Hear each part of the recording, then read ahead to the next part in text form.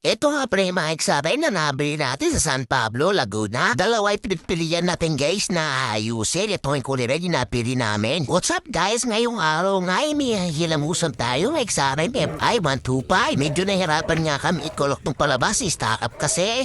So guys, ito naman yung ayusin nating XRM FI. Eto nga pala itsura niya nga guys, medyo matagal kasi na-stock, hindi naman restoration yung gagawin natin dito pero balik dog. Mas papaganday natin to na konti at i-upgrade isa sa dati niyang itsura. Pinagtulungan na nga namin isa kaysa kolong-kolong kasi nga di naman umaandar to. Ito na yung XRM guys, nasakay na namin. Dadalhin namin sa shop, tapos doon namin babaklasin.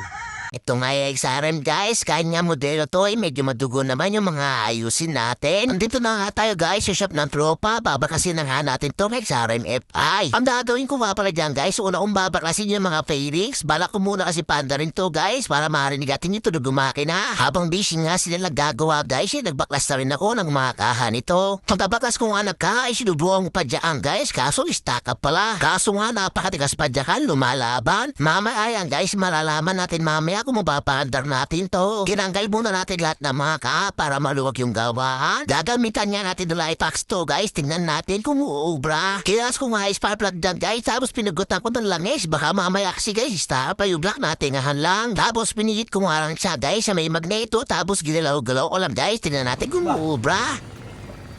Diba sa lining? Ayun nga guys, di natin madali, stock up talaga. Kaya nga yung hato dito guys, kakalasin na natin lahat yung cylinder head pati yung pinaka-block niya. Para makita natin sa loob guys kung ano yung nangyaring anomalya. Sa part na yan, niluwag ako ng lahat ng tornilyo na pwede natin tanggalin para mahugod natin yung head tsaka yung block niya. At darasan kasi guys, sa mga ganyang senaryo na di ba pa dyan na isira yung block yun ay stock up yung piston sa block. Kapag nalagyan na ng lagay, so gusto din sa may lagayan ng spark plug guys, gumagro na minsan yung piston. Kaso guys, ito matigas. Ano ka rin nangyari dito? Ito na nga itsura ng head guys, napandan natin. Emotional damage! Yung itsura pala ng head masama na guys. Ang kapal ang carbon deposit para kumakain ng langis. Tapos yung itsura ng roller guys, talagang di na ba parebahan. Upod na. Baka masipag mag-tension yung may-ari nito. Sama, Jo! Sama! Ay, kasama! Jo, stack up yung pala yung piston. Stack up yung rod. Kaya pala di ba pa dyan guys, i-stack up yung sa piston, yung sa kabitan ng pin sa connecting rod. Kaya nga kadalas tunilak ng piston guys para mahugot natin yung pinaka-piston pin. Dahil ayaw makisama, ito na nga pala yung pinaka-main event yung magamitin natin.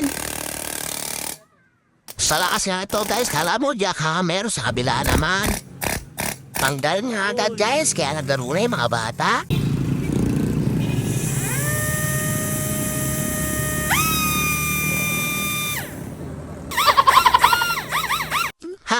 So guys, maghanap muna nga tayo ng mga pyesa. Tapos papalister natin yung mga rim niya. Hanggang dito na lang muna guys. Salamat for today's video. Ingat. Alright.